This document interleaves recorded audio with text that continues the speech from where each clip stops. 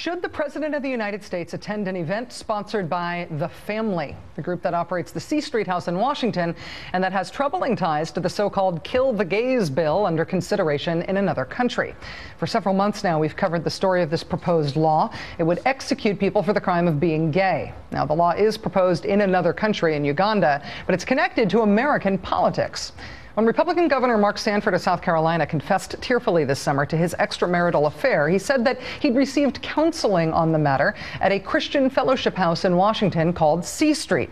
When Republican Senator John Ensign also confessed to his extramarital affair this summer, it emerged that he too received counseling about his affair at C Street. He was in fact living at the C Street house while the affair was going on.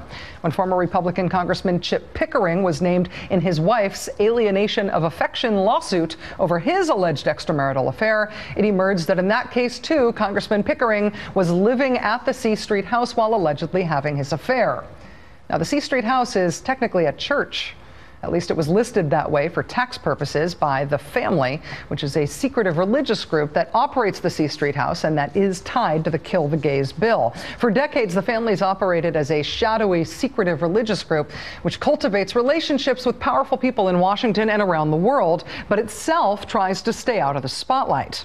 They are in the spotlight now, thanks to its congressional frat house, featuring in not one, not two, but three Republican sex scandals in the past year, thanks to Jeff Charlotte's landmark reporting on the group, and thanks to the Kill the Gays bill. A member of The Family, Bob Hunter, broke the group's silence and came on this show a few weeks ago to say that The Family did not support the Kill the Gays bill, but he couldn't dispel the group's myriad connections to the bill either.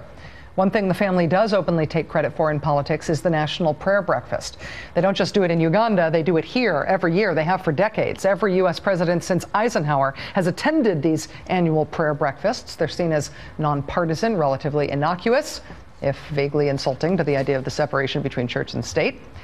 But this year, the Family's sponsorship of the National Prayer Breakfast seems rather less innocuous. Even beyond the sex scandals and cover-ups of the C Street house, there's also the fact that two family members behind the Kill the Gays bill, David Bahati and James Baturo, both said in recent weeks that they were planning on traveling to the U.S. to attend this year's prayer breakfast, alongside President Obama and all the other dignitaries who are expected to make appearances.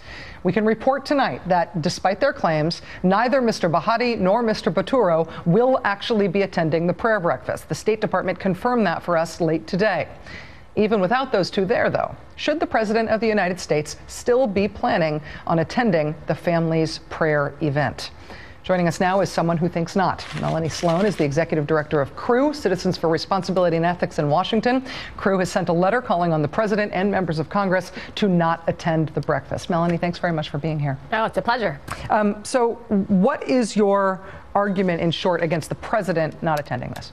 That the president shouldn't give his imprimatur, the suggestion of legitimacy, to such a questionable organization that really has cult-like status and has been involved in tax problems, has been involved with unethical politicians. And this event, as your video showed, looks like it's somehow official. There are presidential seals and other indicia of that it's a government-sponsored event. And whenever high-level congressional officials and the president attend, you're basically giving it the imprimatur of the U.S. government. And this is an event, by the way, that the Family uses for fundraising and networking.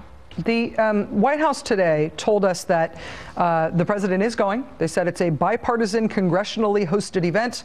They said every president since Eisenhower has attended, and just because he walks into a room doesn't mean that the president agrees with everything everyone else in that room says or does.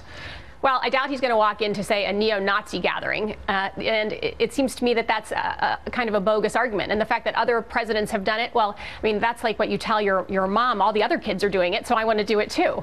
Do you think that the White House could change its mind on this? Have you had any response from them on your letter? We haven't heard anything from the White House, and I don't think they will change their minds. They obviously are also interested in cultivating the Christian right where they can, and I think that they would see it as a real problem to pull out at this point. But I do think people, Americans, ought to know what the president is going to and who's behind this event, because they'll see it on television and it'll look innocuous, and it isn't innocuous, and that's the key thing. People should know about it, and they should call the White House if they think it's inappropriate for the president to to attend. In terms of your worries about the family, obviously we've reported on a lot of different things about them over the last few months, but in terms of why you see it as an ethical issue in Washington, is secrecy the main issue for you? Well, there's an awful lot of it is secrecy issues. They're so hidden. I mean, Doug Coe, the head of the family, won't even generally get up on the platform at his own event because he recognizes that it would be a problem if people knew that he was associated with it.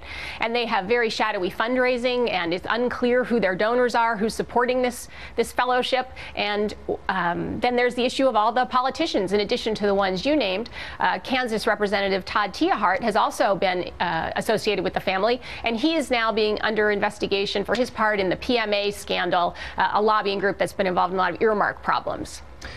Melanie Sloan is the Executive Director of Citizens for Ethics and Responsibility in Washington. Let us know if you hear anything. Than's for your time tonight. It's good to see you. Thanks. Thanks.